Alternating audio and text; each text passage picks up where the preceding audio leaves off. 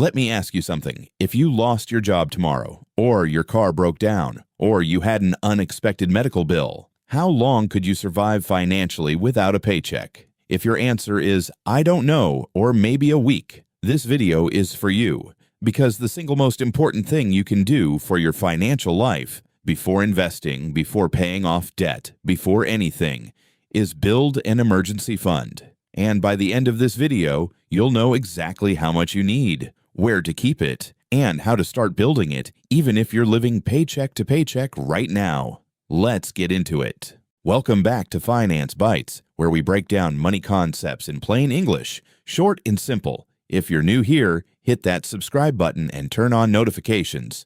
We post a new money tip every week, and trust me, you don't want to miss them.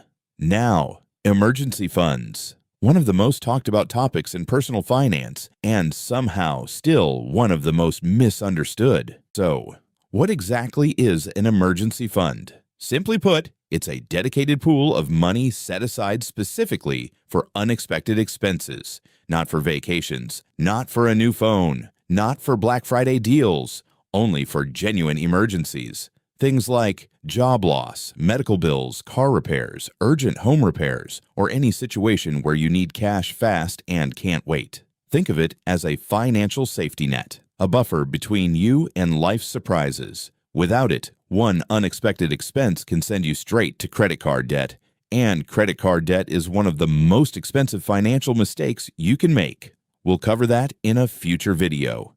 With an emergency fund, that same unexpected expense is just an inconvenience, not a crisis. That's the difference it makes. Here's a sobering statistic. According to a Federal Reserve survey, nearly 4 in 10 Americans can't cover a $400 emergency without borrowing money or selling something. $400. That's it.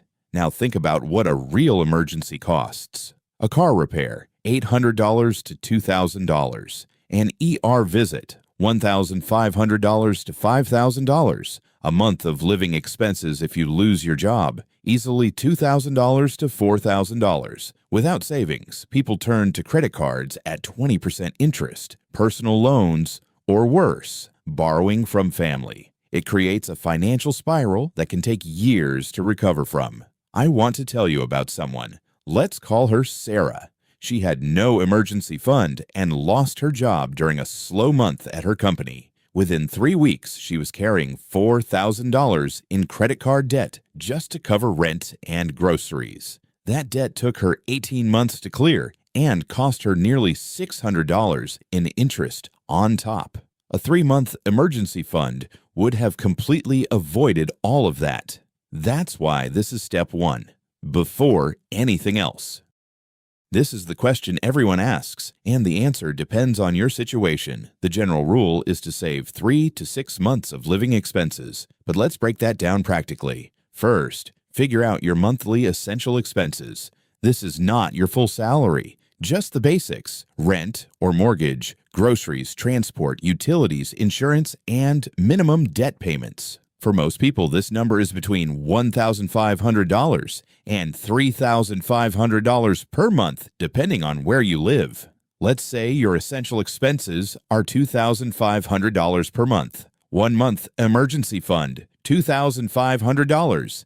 This is your starting target. 3-month emergency fund, $7,500.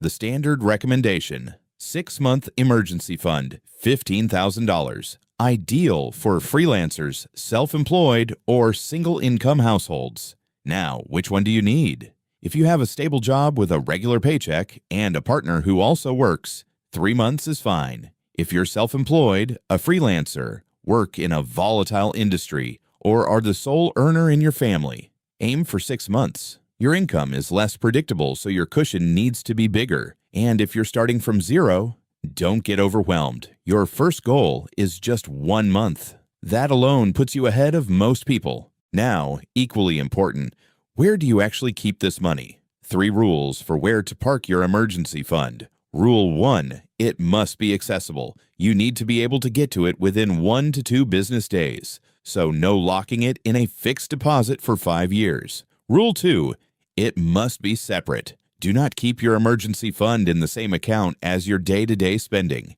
If you can see it, you'll spend it. Open a separate savings account specifically for this purpose. Rule 3. It should earn something. A basic savings account is fine, but if you can, use a high-yield savings account. In the U.S., you can currently find rates of 4 to 5% annually, meaning your $7,500 earns you $300 to $375 per year just sitting there. That's free money. What you should not do: don't invest your emergency fund in stocks or crypto. The whole point is stability. You might need this money on a day the market is down 20%. Keep it in cash. Some great options: Marcus by Goldman Sachs, Ally Bank, or SoFi in the U.S., or your local bank's dedicated savings account if you're outside the U.S.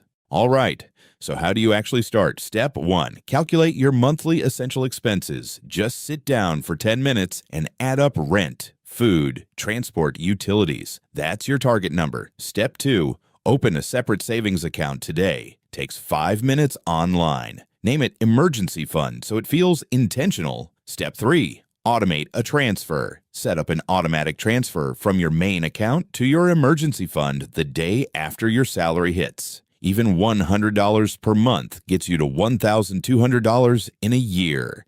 $200 gets you to $2,400.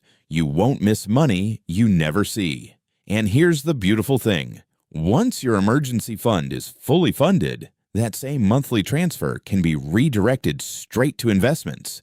You build the safety net first, then you build wealth on top of it. That's the order: emergency fund first, everything else second. Let's recap. An emergency fund is your financial safety net. Aim for 3 months of essential expenses, 6 months if you're self-employed or a sole earner. Keep it in a separate high-yield savings account, and start with just 1 month as your first target. If this video helped you, please subscribe to Finance Bytes. We have a new money tip every single week. Always short, always practical. Drop a comment below. How many months of emergency fund do you currently have? I reply to every comment. And if you want to go deeper on budgeting, check out our first video on the 50-30-20 rule. Link is in the description. See you next week.